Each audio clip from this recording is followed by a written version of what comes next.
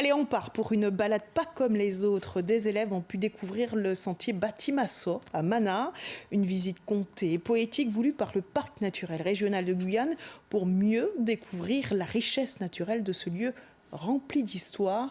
Le récit d'Ingrid Sauséisma. Une balade au sentier Batimasso pour ces scolaires de Mana.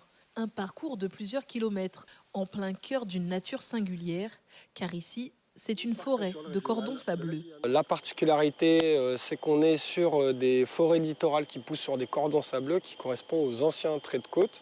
C'est des forêts qui ont longtemps été parcourues, travaillées par l'homme, puisqu'il y avait énormément d'abattis. Puis on est aussi sur l'ancienne route qui menait à Awala et à Limapo.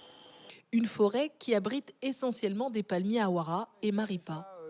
Dans ces différents milieux naturels se cachent différentes histoires. Avant, il y avait du monde qui était là. Je vais vous donner un indice un peu plus loin.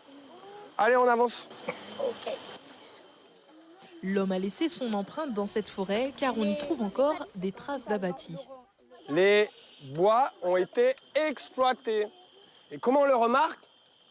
Tous les bois qui ont été exploités ont plusieurs troncs. Okay ?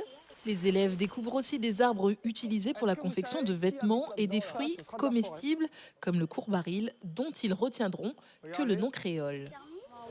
Caca-chien. C'est vrai. Pourquoi ? Parce qu'il a une forme d'un caca. Non, c'est pas la forme, c'est plutôt l'odeur. C'est des graines de quoi, les enfants? Des graines de caca-chien. Ok, courbaril aussi. Ou sinon, Chien. chimili.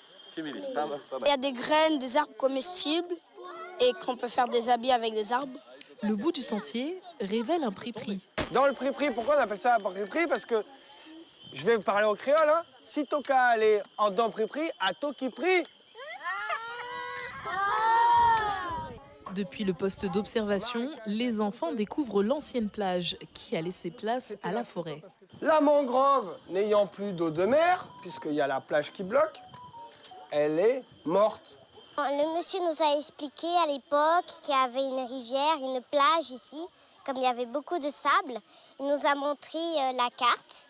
Ça permet de découvrir beaucoup de choses de la forêt qui connaissent sensiblement, mais pas forcément sans connaître les noms des arbres, les noms des animaux, des tas de choses. C'est un côté découverte et puis on ne sort pas assez dans les classes. 2 heures d'initiation ludique et pédagogique sur la biodiversité de leur commune. Le sentier n'a désormais plus de secret pour ces jeunes Mananais.